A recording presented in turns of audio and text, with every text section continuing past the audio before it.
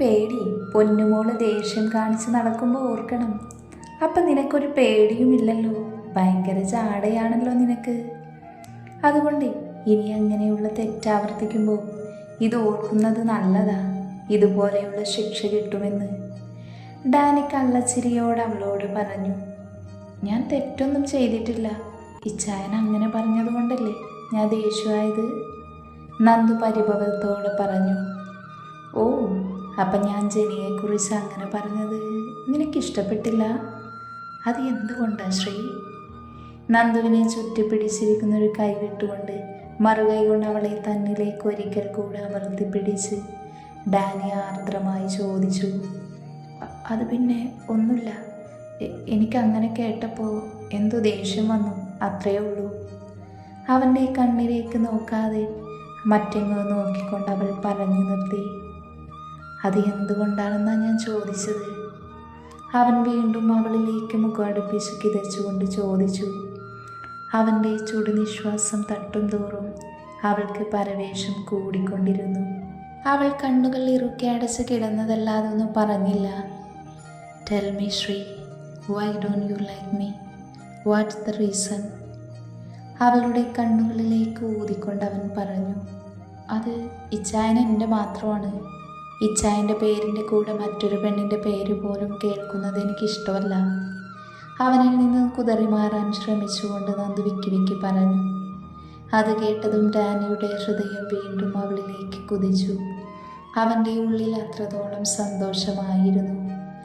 Dani അവളെ പിടിച്ചു വെച്ച് അവളുടെ ആദരങ്ങളിലേക്ക് ആഴ്ന്നിറങ്ങി. നന്ദു ബെഡിൽ നിന്ന് ഉയർന്നു പോയിരുന്നു. ഡാനിയുടെ പ്രണയം മുഴുവൻ അവളിലേക്ക് ചേരും വിധം അവൻ ചുംബിച്ചു. ഇതുവരെ തനിക്ക് കിട്ടാത്തൊരു സ്നേഹം അവളിൽ നിന്ന് കിട്ടിയതും നന്ദുവിനോടുള്ള പ്രണയം അവനിൽ നിറഞ്ഞു കവിഞ്ഞിരുന്നു. നന്ദുവിൻ്റെ മനസ്സിലും അവൾ ആ നിമിഷം ചുംബനം ആഗ്രഹിച്ചിരുന്നു. അതിൻ്റെ ഫലമായി അവൾ ഡാനിയുടെ അതിരത്തെയും നുണയാൻ തുടങ്ങി. ആ നിമിഷം ഡാനിയുടെ ചുംബനമൊന്ന് നിശ്ചലമായി. അവളിൽ നിന്ന് ഇങ്ങനെ ഒരു ചുംബനം പ്രതീക്ഷിക്കാത്തത് കൊണ്ട് തന്നെ അവളുടെ മൃദുലമായ ആദരങ്ങളിൽ അവൻ ആസ്വദിച്ചു. കുറച്ച് സമയം ആ ചുംബനം അങ്ങ് നീണ്ടുപോയി. ഡാനിയുടെ കൈ അവളുടെ അടിവയറിൽ അലഞ്ഞു നടന്നു. രണ്ടുപേരും പ്രണയം നിറഞ്ഞ ചുംബനമായിരുന്നു അത്. അതിനാൽ തന്നെ ഡാനി അവളുടെ നാവിനെ തൻ്റെ നാവിനാൽ തഴുകിയെടുത്തു. നന്ദു ഡാനിയെ അറിയാതെ ചുറ്റിപ്പിടിച്ചുപോയി. ഡാനി പതിയെ അവളുടെ ആദരങ്ങളിൽ വീണ്ടും ചുംബിക്കുവാൻ തുടങ്ങി. അപ്പോഴും അവളുടെ മുറിഞ്ഞ കീഴ്ചുണ്ടിൻ്റെ ഭാഗം അവൻ നാവിനാൽ മെല്ലെ തലോടിക്കൊണ്ടിരുന്നു. നന്ദുവിന് ശരീരമാകെ തളരുന്നത് പോലെ തോന്നി. ഡാനി പതിയെ അവളുടെ ഇരു ആദരങ്ങളും ഒന്നാകെ ചുംബിച്ചു. മൃദുലമായ ചുംബനം, എന്നാൽ അതിനിടയിൽ തീവ്രമായ ചുംബനത്തിലേക്ക് കടന്നു. അവൻ്റെ ചുംബനത്തിൽ നന്ദുവിന് തൻ്റെ ചുണ്ടുകൾ അടർന്നു പോകുന്നത് പോലെ തോന്നിപ്പോയി. ആ നിമിഷം തന്നെ നന്ദുവും തിരികെ അവനെ ആവേശത്തോടെ ചുംബിക്കുവാൻ തുടങ്ങി. ഇരുവരും മത്സരിച്ച് ചുംബിച്ചു. ജനിയെ ചുംബിക്കുന്ന കാര്യം ഡാനി പറഞ്ഞത് ഓർമ്മ വന്നതും നന്ദു അവൻ്റെ കീഴ്ചുണ്ടിൽ അമർത്തി പല്ലുകൾ താഴ്ത്തി.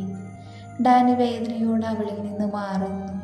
അവളെ ഒന്ന് തറപ്പിച്ച് നോക്കി പേടിപ്പിക്കേണ്ട, ശിക്ഷ എല്ലാവർക്കും ബാധകമാണ്, നന്ദു ഒരു പുച്ഛത്തോടെ പറഞ്ഞു. നീ പൊട്ടിയുടെ ജന്മമാണോ? എൻ്റെ ചുണ്ട് പൊട്ടി ചോര വന്നു, തൻ്റെ ചുണ്ടിൽ തൊട്ടുകൊണ്ട് ഡാനി പറഞ്ഞു. അപ്പം ഇയാളും പട്ടിയുടെ ജന്മമാണോ? എൻ്റെ കഴുത്തും വയറൊക്കെ നീറുന്നു. നന്ദു ഒരു ആവേശത്തിൽ അത് പറഞ്ഞതും ഡാനിയെ നോക്കി. അവനൊരു കള്ളച്ചിരിയോട് അവളെ തന്നിലേക്ക് വലിച്ചടുപ്പിച്ചിരുന്നു. എവിടെയാ നീറുന്നത്? ഡാനി വിരലുകളാൽ അവളുടെ ചുണ്ടുകൾ വിടർത്തി നോക്കിക്കൊണ്ട് ചോദിച്ചു. അപ്പോഴുണ്ട് തൻ്റെ ചുംബനത്തിൻ്റെ തീവ്രത കാരണം മുറിഞ്ഞ് ചോര കിനിഞ്ഞിട്ടുണ്ട് അവിടെ. പതിയെ പ്രണയത്തോടെ അവളുടെ കണ്ണിലേക്ക് നോക്കിക്കൊണ്ട് ഡാനി തൻ്റെ തള്ളവിരലാൽ തുടച്ചു മാറ്റി. നന്ദു എരിവ് വലിച്ചു. നീ പറ ശ്രീ, വേറെ എവിടെയാ നീറുന്നത്? ഞാൻ മാറ്റിത്തരാം. അവളുടെ ആദരത്തെ തൻ്റെ നാവിനാൽ തഴുകിക്കൊണ്ട് ഡാനി പറഞ്ഞു. ഏയ്, എനിക്ക് നീറുന്നില്ല, ഞാൻ വെറുതെ പറഞ്ഞതാ. നന്ദു അത് പറഞ്ഞ് ഡാനിയിൽ നിന്നും അകന്നു മാറാൻ നോക്കിയതും ഡാനി ഒരിക്കൽ കൂടെ അവളെ ചേർത്ത് പിടിച്ച് വയറിൽ മെല്ലെ തലോടി. എന്തൊരു സോഫ്റ്റാണ് പെണ്ണെ നിന്റെ ശരീരം, എനിക്കങ്ങ് കടിച്ചു തിന്നാൻ തോന്നുക കൊച്ചേ. ഡാനിയുടെ സംസാരം അവളിൽ പേടി നിറച്ചു. ഒന്ന് പോയി ചായ. അതും പറഞ്ഞ് അവനെ തള്ളി മാറ്റി അവൾ എണീറ്റിരുന്നു. ഇപ്പം നീ പൊയ്ക്കോ, തൽക്കാലം നിന്നെ ഞാനിപ്പോൾ വെറുതെ വിടുന്നു. അധിക ദിവസം നിനക്ക് ഈ സൗജന്യം ഉണ്ടാകില്ല.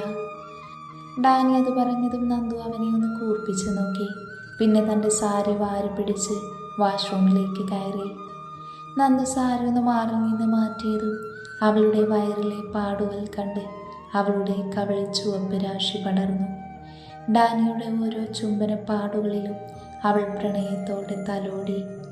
അവിടെ ഒന്ന് വെള്ളം തട്ടിയതും ചെറുതായി നീറ്റൽ പോലെ തോന്നി അവൾക്ക്. എന്തോ അപ്പോഴും അവളിൽ പുഞ്ചിരി മാത്രമാണ് നിറഞ്ഞു നിന്നത്. അവരുടെ പ്രണയ നിമിഷങ്ങൾ അത്രത്തോളം അവളും ആസ്വദിക്കുന്നുണ്ട് എന്നുള്ളതിന് തെളിവായിരുന്നു അവളിൽ വിരിയുന്ന ഓരോ പുഞ്ചിരിയും. നന്ദു വാഷ്റൂമിൽ നിന്ന് വന്നപ്പോഴുണ്ട് ഡാനി ഫോണിൽ നോക്കി ബെഡിലിരിക്കുവാണ്. അവൾ അവനെ മൈൻഡ് ചെയ്യാതെ ക്യാബിനിലേക്ക് പോവാൻ നിന്നതും ഡാനി പുറകിൽ നിന്ന് വിളിച്ചിരുന്നു. ഹേയ് വൈഫേ, അങ്ങനെ അങ്ങ് പോവാതെ ഒരു കാര്യം പറയാനുണ്ട് എനിക്ക്. അത് പറഞ്ഞ് ഡാനി ഫോൺ ബെഡിൽ വെച്ച് അവളുടെ അടുത്തേക്ക് വന്ന് പുറകിലൂടെ അവനിലേക്ക് ചേർത്ത് നിർത്തി. എന്നിട്ട് അവളുടെ ചെവിയുടെ ഓരത്ത് വന്ന് പറഞ്ഞു, നിന്റെ ഭംഗിയുള്ള പൊക്കിൽ ചുരുക്കി കുറച്ചുകൂടെ ഭംഗി കൂട്ടാനായി അതിൻ്റെ സൈഡിലൊരു മറുകുണ്ട് പെണ്ണെ. എൻ്റെ കർത്താവേ, എൻ്റെ കൺട്രോൾ മുഴുവൻ പോയത് ആ ഒരു മറുകിലാണ്. It's really tempting me tree. അവളുടെ കഴുത്തിൽ അതരമാഴ്ത്തി അതിനുശേഷം അവിടെ കടിച്ചു നുണഞ്ഞുകൊണ്ട് ഡാനി പറഞ്ഞു. ഡാനിയുടെ വാക്കുകൾ കേൾക്കെ നന്ദു വെട്ടിവിറച്ചുപോയി. അവരുടെ കവിളുകളിൽ ചുവപ്പ് രാശി പടർന്നു. കണ്ണുകൾ ഇറുക്കെ അടച്ച് അവൻ്റെ കയ്യിൽ മുറുക്കെ പിടിച്ചു അവൾ. അവൻ്റെ സംസാരത്തിൽ പോലും തനിക്കിത്രയും മാറ്റങ്ങൾ വന്നത് അവൾക്ക് പോലും അതിശയം തോന്നി. നന്ദു തൻ്റെ ചുവന്ന മുഖവും വെപ്രാളവും ഡാനി കാണാതിരിക്കാനായി തല താഴ്ത്തി നിന്നു. എന്നാൽ നന്ദുവിൻ്റെ ശരീരത്തിൽ വരുന്ന മാറ്റങ്ങൾ ഡാനിക്ക് മനസ്സിലായിരുന്നു. നീ എന്നിൽ നിന്നും എത്ര മറച്ചാലും നിന്റെ കവിളുകൾ എനിക്കായി ചുവക്കുന്നത് എനിക്ക് കാണാൻ കഴിയും ശ്രീ. പിന്നെ നീ സാരി ചുറ്റുമ്പോൾ മര്യാദയ്ക്ക് അവിടെയൊക്കെ മറച്ചോണം. ഞാൻ കാണേണ്ടത് മറ്റൊരാൾ കണ്ടാലേ എൻ്റെ സ്വഭാവം മാറും. ഇന്ന് രാവിലെ നീ സ്റ്റെയർ ഇറങ്ങി വന്നപ്പോൾ ഒരു മിന്നായം പോലെ ഞാൻ കണ്ടിരുന്നു. അപ്പോഴേ ഞാൻ ആഗ്രഹിച്ചതായിരുന്നു അവിടെ ഒന്ന് നുണഞ്ഞെടുക്കണമെന്ന്, കണ്ണ് നിറയെ കാണണമെന്നൊക്കെ. അതുകൊണ്ടേ നേരത്തെ ഞാൻ നന്നായി കണ്ടു കേട്ടോ. അതുപോലെ ഒന്ന് രുചിക്കാനും പറ്റി. പിന്നെ എപ്പോൾ എനിക്ക് വേണമെന്ന് തോന്നിയോ അപ്പം ഞാൻ എടുക്കും. അതിന് നിൻ്റെ സമ്മതമൊന്നും എനിക്ക് വേണ്ട. പിന്നെ ഇനി വേറെ എവിടെയെങ്കിലും ഉണ്ടോ ഇതുപോലെ മറുകുകൾ? ഐ മീൻ ഞാൻ കാണാത്ത സ്ഥലത്തൊക്കെ? ഡാനി അവളുടെ മുടി വകഞ്ഞു മാറ്റി പിൻകഴുത്തിൽ ചുംബിച്ചുകൊണ്ട് ഹസ്കി വോയിസിൽ ചോദിച്ചു. അതോടെയായതും നന്ദു അവളുടെ മുട്ടുകൈ കൊണ്ട് അവൻ്റെ പള്ളക്കിട്ടൊരു കുത്തുകൊടുത്ത് അവനിൽ നിന്ന് കുതറി മാറി ക്യാബിനിലേക്ക് ഓടിക്കയറി. അവിടെ എത്തിയതും അവൾ കിതച്ചുകൊണ്ട് ടേബിളിൽ ചാരി നിന്നു. ആ നിമിഷം അവളുടെ ചുണ്ടിൽ നാണത്താൽ കുതിർന്ന പുഞ്ചിരി ഉണ്ടായിരുന്നു. ഓരോ നിമിഷം കഴിയും തോറും ഡാനി തൻ്റെ ഉള്ളിൽ ആഴത്തിൽ പടരുകയാണെന്ന് നന്ദു മനസ്സിലാക്കുകയായിരുന്നു. കുറച്ച് കഴിഞ്ഞപ്പോഴേക്കും ഡാനിയും അവിടേക്ക് വന്നു. ഡാനി ഡോറ് തുറക്കുന്ന സൗണ്ട് കേട്ടാണ് നന്ദു ആലോചനയിൽ നിന്ന് പുറത്തു വന്നത്. അവൾ വെപ്രാളത്തിൽ ലാപ്പെടുക്കാൻ നിന്നതും ഡാനി അതിന് സമ്മതിക്കാതെ ലാപ്പിൽ കൈവച്ചു. എങ്ങോട്ടാ ഇതും കൊണ്ട്? ഡാനി അവളെ നോക്കി ചോദിച്ചതും നന്ദു അവളിരിക്കുന്ന സീറ്റിലേക്ക് കണ്ണു കാണിച്ചു. ഓ, പൊന്നുമോളിന്ന് വർക്ക് ചെയ്യാൻ പോവാണോ? എന്നാൽ അത് വേണ്ട, ഇന്ന് നിനക്ക് ഫ്രീ ആണ്. കാരണം നീ ഇന്നൊരുപാട് ക്ഷീണിച്ചതല്ലേ? ഡാനി ഒരു കള്ളച്ചിരിയോട് അവളിലേക്ക് അടുത്തുകൊണ്ട് പറഞ്ഞു. അത് കേട്ടത് നന്ദു പിന്നൊന്നും മിണ്ടാതെ അവനിൽ നിന്ന് മാറാൻ ശ്രമിച്ചതും ഡാനി അതിന് സമ്മതിക്കാതെ അവളെ ചേർത്ത് പിടിച്ചു. എന്നാൽ ആ നിമിഷം തന്നെ ഡോറ് തുറന്ന് ജെനി ക്യാബിനിലേക്ക് വന്നതും ഒരുമിച്ചായിരുന്നു. ജെനി മുന്നിൽ കണ്ട കാഴ്ചയിൽ ദേഷ്യം കൊണ്ട് വിറച്ചു നിൽക്കുവാണ്. എന്നാൽ ഡാനിയാണെങ്കിൽ ജനിയെ പച്ചയ്ക്ക് കത്തിക്കാനുള്ള ദേഷ്യത്തിലുമാണ് നിൽക്കുന്നത്. ഡോറ് നോക്ക് ചെയ്യാതെ കയറി വന്നത് തന്നെ. നന്ദുവാണെങ്കിൽ അവൻ്റെ കയ്യിൽ നിന്ന് മാറാൻ ശ്രമിക്കുന്നുണ്ട്. എന്നാൽ അവളുടെ കുതറലും ജനിയുടെ ഇടിച്ചു തള്ളിയുള്ള വരവും എല്ലാം കൂടെ അവനെ ദേഷ്യം പിടിപ്പിച്ചു. അതിൻ്റെ ഫലമായി നന്ദുവിൻ്റെ ഇടുപ്പിലുള്ള പിടുത്തം മുറുകുന്നുണ്ടായിരുന്നു. അതുകൊണ്ട് തന്നെ നന്ദു മിണ്ടാതെ നിന്നു. ഇനിയും കുതറിയാൽ ചെക്കൻ എന്താ ചെയ്യാന്ന് പറയാൻ പറ്റില്ല. എന്താടി പുല്ലേ, എൻ്റെ ക്യാബിനിലേക്ക് വരുമ്പോൾ നോക്ക് ചെയ്യണമെന്ന ബോധമില്ലേ നിനക്ക്? ഡാനി ജനിയെ നോക്കി അലറിയിരുന്നു. അത് പിന്നെ ഡാനി, ഞാൻ പെട്ടെന്ന് വന്നപ്പോൾ. അതുകൊണ്ട് ജനി നിന്ന് വിൽക്കുന്നത് കണ്ട് ഡാനി നന്ദുവിൽ നിന്നുള്ള കൈയെടുത്ത് ജനിയുടെ നേരെ നിന്നുകൊണ്ട് വീണ്ടും ആ അമർഷത്തോടെ ചോദിച്ചു. അത് പിന്നെ എനിക്ക് ഇങ്ങോട്ട് വരാനേ നിന്റെ പെർമിഷൻ വേണോ ഡാനി? എനിക്ക് നിന്നിൽ അതിനുള്ള അവകാശമില്ലേ? ജനി പേടി മറച്ചുകൊണ്ട് ഡാനിയെ നോക്കി ചോദിച്ചു. നിനക്ക് എന്ത് അവകാശമാണ് എന്നിലുള്ളത്? പറ ജെനീഫർ, എന്തവകാശമാണെന്ന്? ഡാനിയുടെ ചോദ്യത്തിന് ജനിയിൽ മറുപടിയില്ലായിരുന്നു. അവൾ പല്ല് കടിച്ച ദേഷ്യം നിയന്ത്രിച്ചു.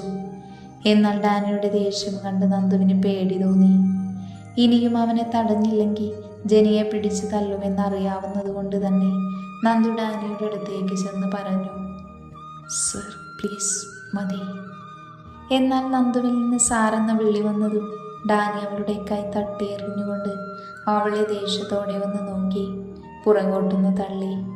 ആ നോട്ടത്തിൽ അവൾ ഉരുകി ഒലിക്കുന്നത് പോലെ തോന്നി നന്ദുവിന്. അപ്പോഴാണ് താൻ എന്താ വിളിച്ചത് എന്ന ബോധം വന്നത്. അവൾ അറിയാതെ നെഞ്ചിൽ കൈവച്ചു പോയി.